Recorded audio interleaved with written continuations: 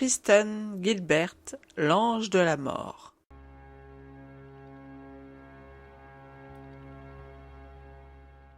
Kristen Gilbert est une infirmière suspectée d'avoir tué plus d'une quarantaine de vétérans de la guerre dans l'hospice où elle travaillait.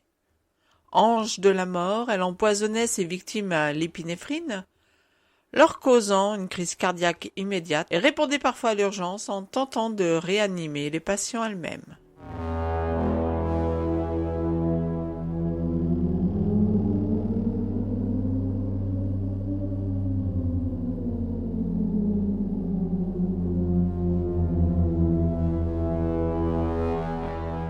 Kristen Heather Strickland naît le 13 novembre 1967 à Fall River dans le Massachusetts.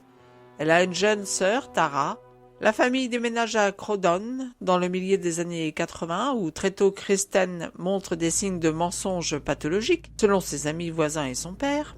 Elle cherchait effectivement à faire croire à tout à chacun qu'elle avait des liens de parenté avec la tueuse Lizzie Borden et simulait des tentatives de suicide pour mieux manipuler les gens.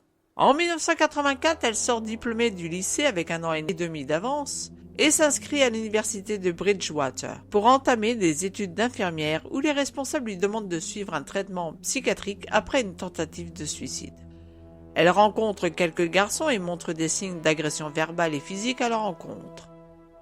En 1986, elle rencontre celui qui sera son futur mari, Glenn Gilbert.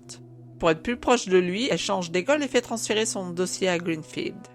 En 1987, elle a 20 ans et trouve un premier travail comme aide-soignante à domicile auprès de l'association des infirmières du comté de Franklin.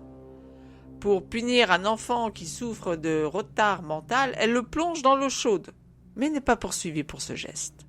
Le 21 janvier 1988, elle épouse Glenn et la même année, elle sort diplômée comme infirmière. Son caractère explosif fait très vite surface dans le couple et un soir, lors d'une dispute, elle poursuit son mari avec un couteau de boucher jusqu'à l'extérieur de la maison. En 1989, elle est embauchée au Leeds Veterans Medical Center du Massachusetts.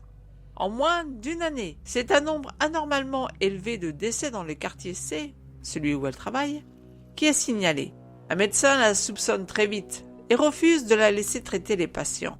Très vite, ses collègues, pour rigoler, la surnomment d'ailleurs l'ange de la mort. 2 ans plus tard, à l'âge de 24 ans, elle donne naissance à son premier fils, Brian.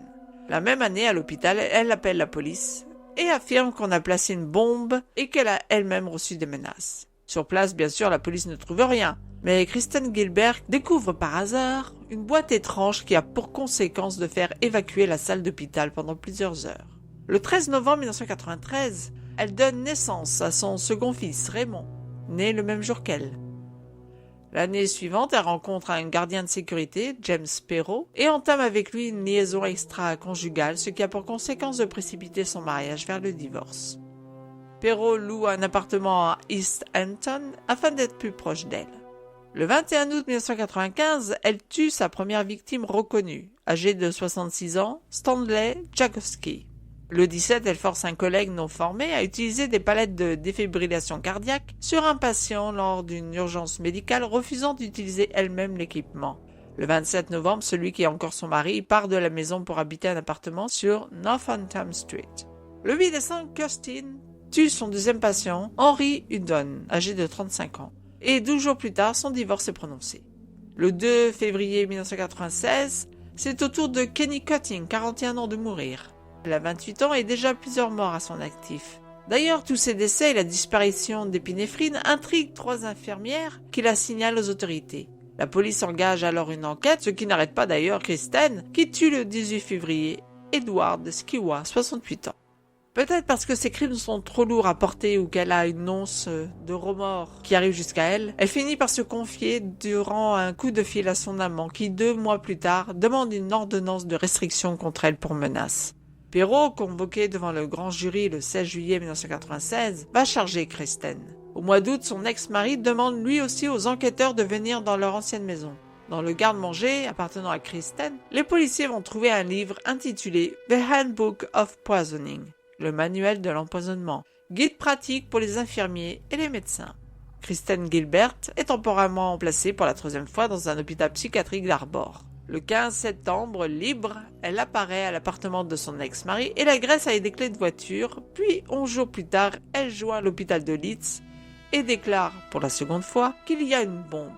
Le 30 du même mois, la cour ordonne à ce qu'elle soit placée au centre médical de Baystate et une semaine plus tard, elle en sort et est condamnée par le tribunal à vivre chez ses parents à Situcket, à Long Island. Le 2 novembre 1996, elle est accusée des charges de menace d'attentat à la bombe contre une institution fédérale.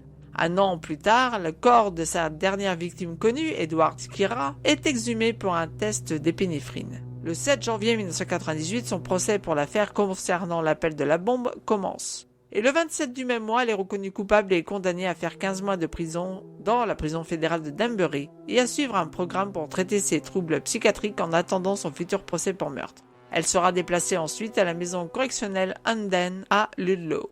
Le 13 juillet, le corps de Stanley Jagotowski est à son tour exhumé pour un test à l'épinéphrine. Et c'est au mois de novembre 2000 que le jury est choisi, 9 femmes et 3 hommes, pour le procès qui débute le 20, avec 70 témoins et plus de 200 éléments de preuve. Son ex-mari témoigne et dit à la cour que Kirsten lui avait confessé avoir commis les crimes. Ses anciens collègues de l'hôpital révèlent qu'elle aurait pu commettre jusqu'à 80 meurtres et qu'elle est possiblement à l'origine de 300 urgences médicales. Selon le docteur William Bottel, Kristen Gilbert crée des situations de crise pour montrer à tous sa compétence en tant qu'infirmière. L'avocat de la défense réfute ces allégations et invoque le doute raisonnable et l'absence de preuves directes.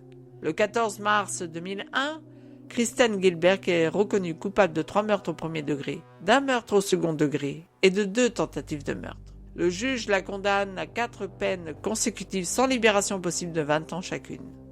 Au mois de mai de la même année, elle est transférée de la prison des femmes de Framingham, au Massachusetts, à la prison fédérale de Carswell, au Texas. En 2003, elle abandonne son appel en raison d'une décision de la Cour suprême qui aurait permis au procureur de la poursuivre et de demander la peine de mort à son encontre.